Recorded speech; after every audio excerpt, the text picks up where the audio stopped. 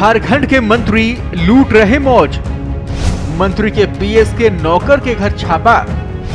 नौकर के घर मिला नोटों का पहाड़। करोड़ों कैश देख उड़े सबके होश। मारा छापा, ईडी की बड़ी कार्रवाई। इतनी काली कमाई कहां से आई? देख रहे हैं आप, ये कोई नोट बनाने की फैक्ट्री नहीं और ना ही किसी बैंक में रखा कैश है। ये तो साहब के नौकर का कमाल है।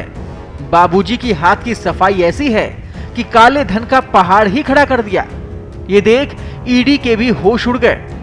दरअसल प्रवर्तन निदेशालय ने झारखंड के रांची में कई ठिकानों पर छापेमारी कर बड़े पैमाने पर कैश बरामद किया है। ग्रामीण विकास मंत्री आलमगीर आलम के निजी सचिव संजीव लाल के नौकर के घर ईडी ने भारी नकदी जब्त की है। सूत्रों के मुताबिक नकदी 20 से 30 करोड़ रुपए के बीच होने का अनुमान है। फिलहाल नोट गिनने वाली मशीनें लगाई गई हैं। ईडी ने कुछ योजनाओं के कार्यान्वयन में कथित अनियमितताओं से जुड़े मनी लॉन्ड्रिंग मामले में फरवरी 2023 में झारखंड ग्रामीण विकास विभाग के मुख्य अभियंता वीरेंद्र के राम को गिरफ्तार किया था। ईडी का मानना है कि काली कमाई का हिस्सा है। दरअसल ईडी 10,000 रुपए रिश्वत के मामले की जांच कर रही थी और उसी दौरान ईडी को कुछ ऐसी कड़ियां मिली जिसके तार मंत्री तक जुड़ते चले गए।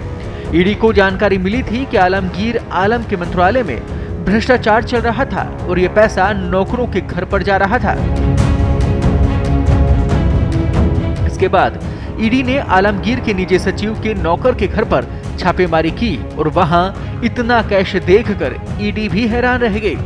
कुछ दिन पहले ही पीएम मोदी जब झारखंड में चुनाव प्रचार कर रहे थे तो उन्होंने करप्शन का मुद्दा उठाया था और उनकी रैली के कुछ दिन बाद ये कार्रवाई हुई जिसमें बड़ी मात्रा में कैश मिला।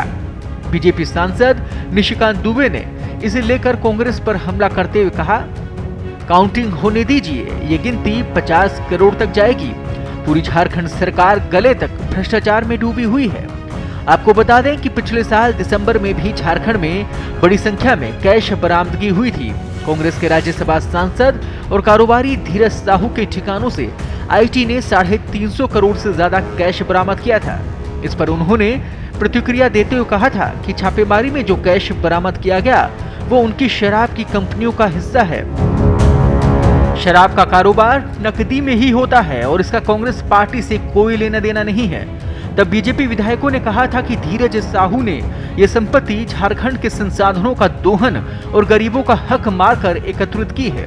बीजेपी विधायक विधानसभा हाउस में अपने अपने गले में प्ले कार्ड पहनकर आए थे जिस पर लिखा था कि कांग्रेस का काला साम्राज्य है। उस समय आलमगीर आलम ने धीरज साहू का बचाव किया था। आलमगीर आलम ने धीरज साहू का बचाव करते हुए कहा कि ये मामला विधानसभा का नहीं है।